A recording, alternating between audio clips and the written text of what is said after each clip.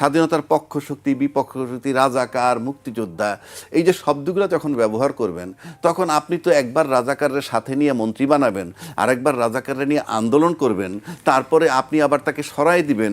এগুলো যায় না। আবার এটা বৈধ হয় কিভাবে? রাজনীতিতে শেষ কথা বলতে কিছু নাই, রাজনীতিতে শেষ কথা বলতে কিছু নাই, এটা একটা প্রতারণামূলক কথা। এটা তো পলিটিক্যাল। যে বাংলাদেশের যে রাজনীতি, বাংলাদেশের রাজনীতিতে আমি আদর্শের কোনো গুণাগুণ পাই নাই। আদর্শ বলতে কিছু নাই।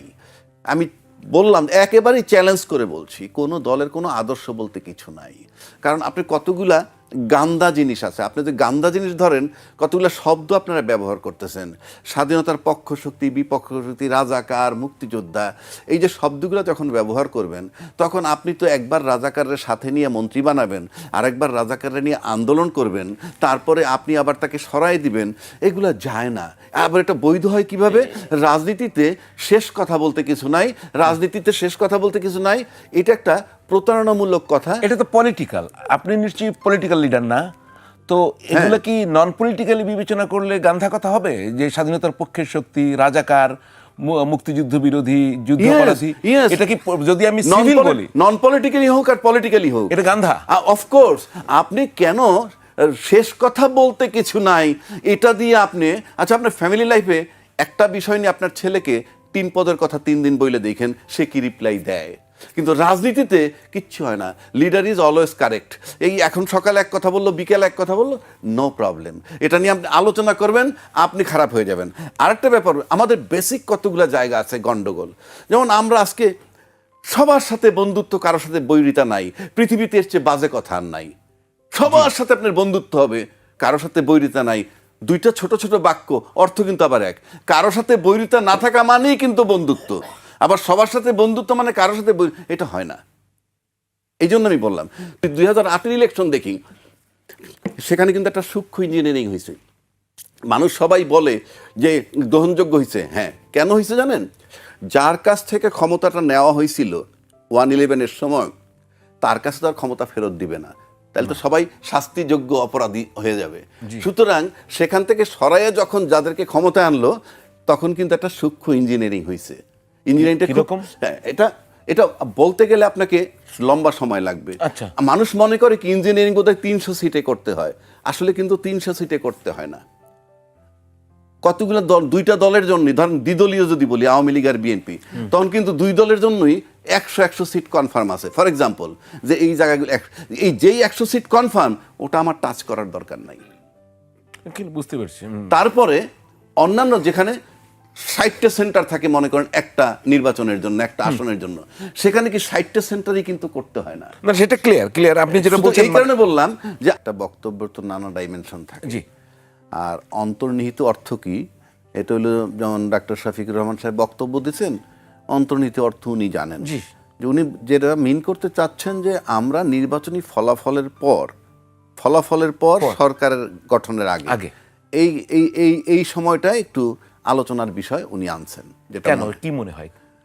আচ্ছা, এটা তো ধরেন এমন হতে পারে, আমি ব্যক্তিগতভাবে মনে করি আর কি, যে নির্বাচন যদি ধরেন 60% শুদ্ধ হয়, জি, শুদ্ধ, বাস এক কথায়, যে 60% শুদ্ধ যদি হয়, আপনি এবারকার যে অবস্থা, তাতে নিশ্চিত করা যায় না কে ক্ষমতায় যাবে। আনসার্টিন, আমার কাছে মনে হয় আনসার্টিন। আর যদি আপনি অতীত রেকর্ড টানেন, কারণ ইতিমধ্যে অলরেডি কথা আসছে যে জামাতের অবস্থা আগের চেয়ে অনেক ভালো হয়েছে। আমরা কিন্তু কোনো দলের পক্ষ নিয়ে কথা বলছি না, সার্বিক চিত্রটা বলতেছি। অলরেডি কথা আছে তারা নাকি বেশ আগের চেয়ে অগ্রসর হয়েছেন, কিন্তু অতীত রেকর্ড দেখলে মনে হয় যে বিএনপি ক্ষমতায় যাবে। কিন্তু এই গত 15 মাস বা 16 মাসের যে অ্যাক্টিভিটিজ আমরা যেভাবে দেখতেছি, তাতে 60%ও যদি শুদ্ধ নির্বাচন হয়, তাহলে আমার কাছে মনে হয় যে এটা একটা একটা প্রতিযোগিতামূলক নির্বাচন। 100% শুদ্ধ হলে কি হবে? 100% শুদ্ধর কোনো সুযোগ আছে বলে ধরেই নি, যে 60, ধরেন মোর দ্যান 50, অর্থাৎ 60, 80% ধরি, 80% শুদ্ধ হলে কেমন হবে? তাহলে প্রতিযোগিতা আরো বাড়বে। এটার কারণ হচ্ছে এই, আমি আপনাকে বলি, আমরা যে এখন সার্বিক চিত্রটা দেখি, ধরেন ফখরুল ইসলাম আলমগীর সাহেব একটা বক্তব্য রাখছিলেন যে তারেক রহমান সাহেব আসলে দেশ কেঁপে উঠবে, এরকম একটা বক্তব্য উনি দিছেন। এটা টার্নিং পয়েন্ট, উনি যেহেতু আসছেন ফেরত টার্নিং পয়েন্ট। কিন্তু আসার পর আবার আমি ব্যক্তিগতভাবে আমি মনে মনে অনেকগুলো জিনিস আশা করছিলাম, কিন্তু আমি ওনার কাছ থেকে পাই নাই।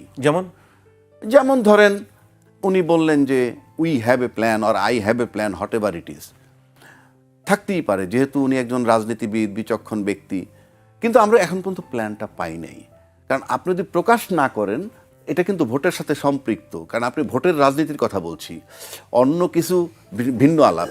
ভোটের রাজনীতিতে কিন্তু এই প্ল্যানটা আমাদের জানা দরকার, কারণ আপনার প্ল্যানটা আছে, আপনি ভোট কত পার্সেন্টের পাবেন। ফর এক্সাম্পল, কাস্টিং ভোটের 50% বা 40% পাইলেই পাস করে মনে করেন, সেক্ষেত্রে বাকি 60%-এর কী হবে? তাই প্ল্যানটা হইলে জানলে আমাদের জন্য ভালো হয় যে ওনার প্ল্যানটা কি।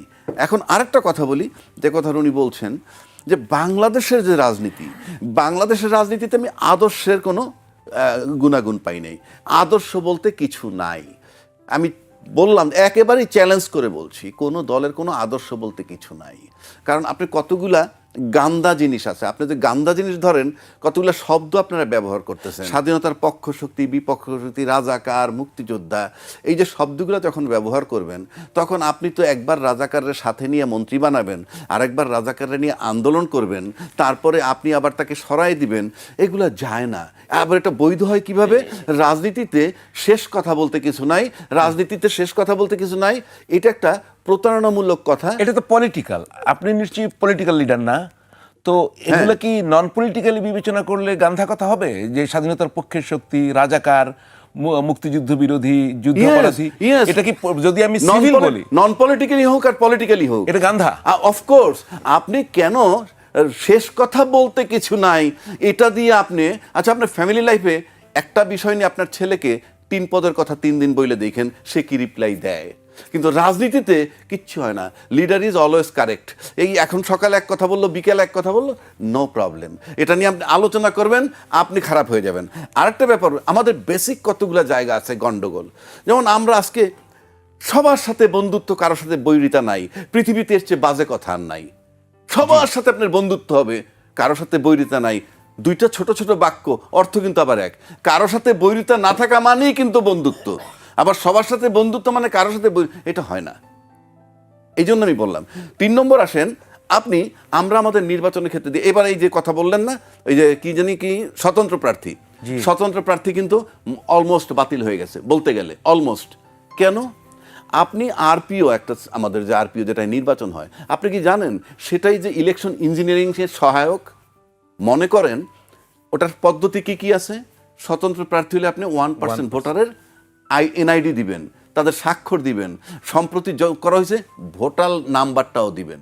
আচ্ছা, কল্পনা করেন যে সায়ন্ত ভাই একটা দল করে, আমি তর্কের খাতিরে বলছি, উনি একটা দল করেন, প্রথম কিন্তু সবাই একাধিক লোকে নমিনেশন দেয়, তারপরে যখন দল চূড়ান্ত করে, যারে দিবে বাকিরা উইথড্র করে ফেলায়, যদি জেন্টলম্যান হয়, তাই তো নিয়ম নাকি? আচ্ছা, এখন মনে করেন আমি বিদ্রোহী হব, আমি পপুলারিটি আছে, কিন্তু আমি নমিনেশন পাইনি এই দলের, আমি তখন স্বতন্ত্র প্রার্থী হব। আপনি বলেন তো আমি কিভাবে হব? আমি 3 লক্ষ ভোটার থাকলে 3000, 1%, 3000 লোকের এনআইডি আনবো, ভোটার তালিকা আনবো, ভোটার নাম্বার আনবো, স্বাক্ষর আনবো। এটা কি সম্ভব? 1 নম্বর। 2 নম্বর, দল থেকে বেরোয় যাতে আপনি স্বতন্ত্র প্রার্থী না হইতে পারেন, সেটার জন্য এই কৌশল। এটা যদি আপনি ধরেন, এটা এক ধরনের ইলেকশন ইঞ্জিনিয়ারিং। কেন? আপনি এটা একটা ইলেকশন ইঞ্জিনিয়ারিং, আপনি এটা ইচ্ছাকৃতভাবে বন্ধ। এবং অনেক স্বতন্ত্র প্রার্থী আছে, নমিনেশন পেপার জমা দেওয়ার আগে আপনি জরিপ করে দেখেন কি কি পদ্ধতিতে ভোটার পাবেন, সার্ভার ডাউন হয়ে রয়েছে। অফিসে গেলে বলে যে আপনারা এনআইডি নাম্বার দিয়ে দেন। আরে এনআইডি নাম্বার দিলেই তো হয়ে যায়, এনআইডি নাম্বার সার্চ করলে তো ভোটার পাওয়া যায়। তাহলে আপনার এই স্বতন্ত্র প্রার্থীর ক্ষেত্রে একটা মারাত্মক ইঞ্জিনিয়ারিং করে রাখছে। আপনি দেখেন দলের বাইরে, দলের নমিনেশন না পাইলে পপুলার কেউ ইলেকশন করতে পারতেছে না স্বতন্ত্র প্রার্থী। সুতরাং এটা এক ধরনের ইঞ্জিনিয়ারিং। সুতরাং এই যে ইঞ্জিনিয়ারিং, আর বাকি চ্যাপ্টারে গেলাম না, আমরা যদি 2008 ইলেকশন দেখি, সেখানে কিন্তু একটা সূক্ষ্ম ইঞ্জিনিয়ারিং হয়েছে। মানুষ সবাই বলে যে গ্রহণযোগ্য হয়েছে। হ্যাঁ, কেন হয়েছে জানেন? যার কাছ থেকে ক্ষমতাটা নেওয়া হয়েছিল 111-এর সময়, তার কাছে তো আর ক্ষমতা ফেরত দিবে না, তাহলে তো সবাই শাস্তিযোগ্য অপরাধী হয়ে যাবে। সুতরাং সেখান থেকে সরাইয়া যখন যাদেরকে ক্ষমতা আনলো, তখন কিন্তু একটা সূক্ষ্ম ইঞ্জিনিয়ারিং হয়েছে। ইঞ্জিনিয়ারিংটা কিরকম? এটা এটা বলতে গেলে আপনাকে লম্বা সময় লাগবে। আচ্ছা। মানুষ মনে করে কি ইঞ্জিনিয়ারিং বোধহয় 300 সিটে করতে হয়, আসলে কিন্তু 300 সিটে করতে হয় না। কতগুলো দল, দুইটা দলের জন্য, ধরেন দ্বিদলীয় যদি বলি আওয়ামী লীগ আর বিএনপি, তখন কিন্তু দুই দলের জন্যই 100 সিট কনফার্ম আছে। ফর এক্সাম্পল, যে এই জায়গাগুলো এই যেই 100 সিট কনফার্ম, ওটা আমার টাচ করার দরকার নাই। কিন্তু বুঝতে পারছি। তারপরে অন্যান্য যেখানে 60টা সেন্টার থাকে মনে করেন একটা নির্বাচনের জন্য, একটা আসনের জন্য, সেখানে কি 60টা সেন্টারই কিন্তু করতে হয় না। না, সেটা ক্লিয়ার আপনি যেটা শুধু বলছেন। এই কারণে বললাম যে আপনি, আমি একটু মূল জায়গায় আসি। আর একটা সিস্টেমে আসেন আপনি।